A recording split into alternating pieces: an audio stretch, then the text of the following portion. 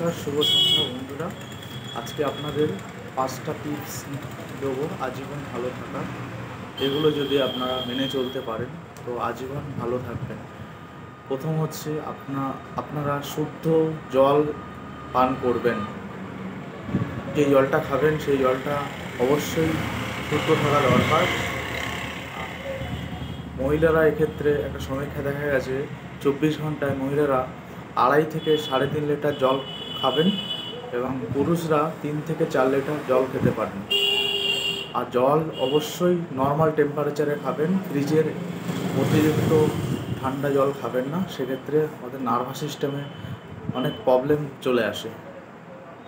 আর maximum দূষিত জল থেকেই ম্যাক্সিমাম ডায়রিয়া বা ব্যাকটেরিয়া ঘটিত ম্যাক্সিমাম রোগগুলো চলে আসে। তো আপনারা যদি জলটা বিশুদ্ধ খান তাহলে এইসব রোগ থেকে মুক্তি পাবেন।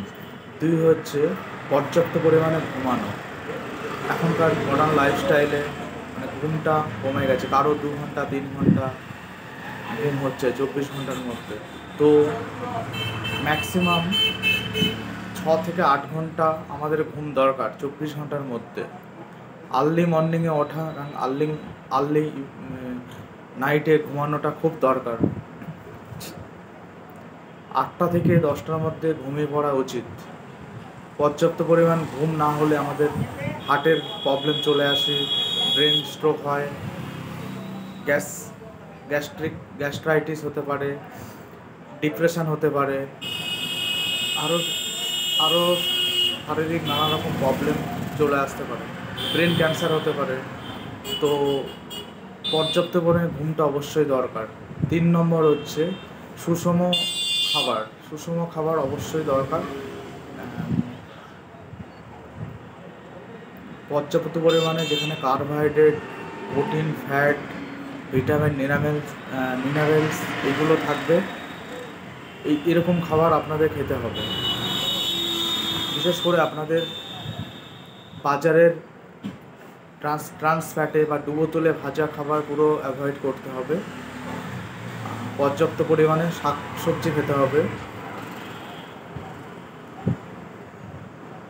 মদ বা অ্যালকোহলকে পুরোপুরি অ্যাভয়েড করতে হবে। বিরিয়ানি বিশেষ করে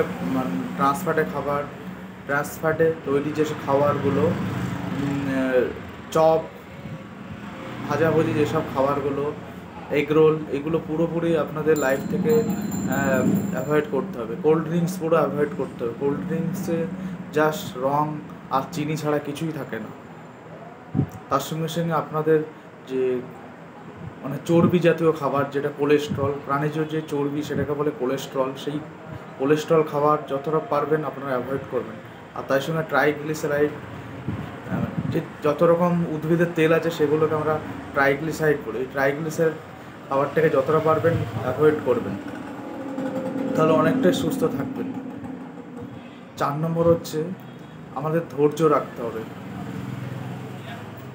পৃথিবীতে সুখ দুঃখ সার্কেল হইতে চলছে, কারো দুঃখ আছে, কারো সুখ আছে। তো জীবনে অনেক প্রবলেম আসবে, প্রবলেম এলে ভেঙে পড়লে চলবে না, ব্যর্থতা আসবে। বারবার ব্যর্থতার পরে সাকসেস আছে। ব্যর্থতা লাইফের একটা পার্ট।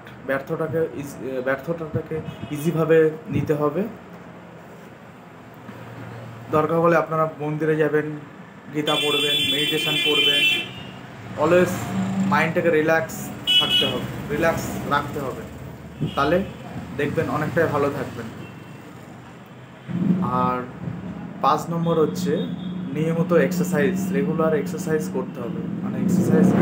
ব্যায়াম করতে হবে, যেখানে আপনারা সারাদিনে 8 ঘন্টা হাঁটলেন, ওয়াকিং করতে হবে, জগিং করতে হবে, সাইক্লিং করতে হবে, স্ট্রেচিং এক্সারসাইজ করতে হবে, আরও নানা রকম এক্সারসাইজ, ফিজিক্যাল অ্যাক্টিভিটি করতে হবে। ফিজিক্যাল ইনঅ্যাক্টিভিটি একটা মোস্ট কমন কজ, বডিতে ব্যথা হওয়ার বা অন্যান্য রোগের উপসর্গগুলো তৈরি হওয়ার একটা কমন কারণ হচ্ছে ফিজিক্যাল ইনঅ্যাক্টিভিটি। সো আপনারা বিভিন্ন রকম শরীরকে ওয়াক করাবেন, ফিজিক্যাল অ্যাক্টিভিটিগুলো করবেন, তাহলে আস্তে আস্তে দেখবেন শরীরে যে ব্যথা বা জড়তা আস্তে আস্তে চলে গেছে। নমস্কার, ভালো থাকবেন, আপনারা সুস্থ থাকবেন। আমার এই টিপসগুলো যদি আপনারা আজ সারা জীবন মেনে চলতে পারেন, তাহলে আজীবন আপনারা সুস্থ থাকবেন।